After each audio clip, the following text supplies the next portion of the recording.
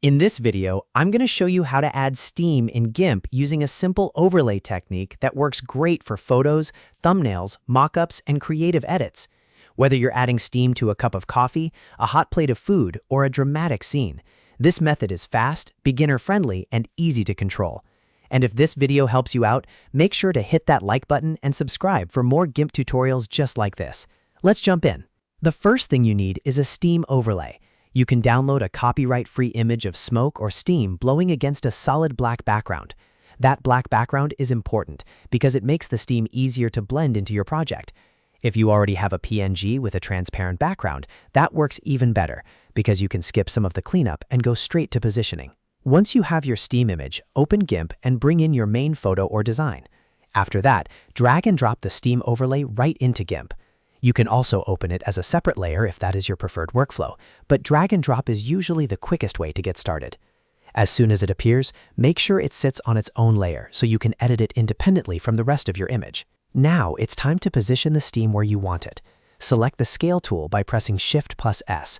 Even though it's called the Scale tool, you can use it to resize the steam so it fits naturally into your composition.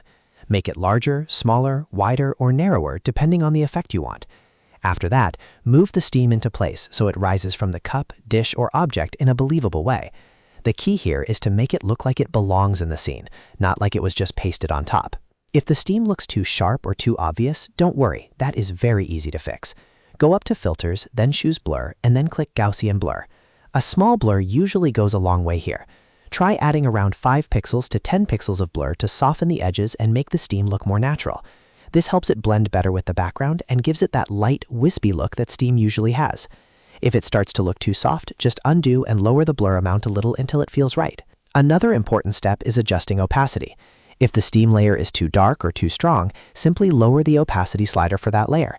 This is one of the easiest ways to make the effect more realistic. Steam is usually subtle, so you do not want it overpowering the image.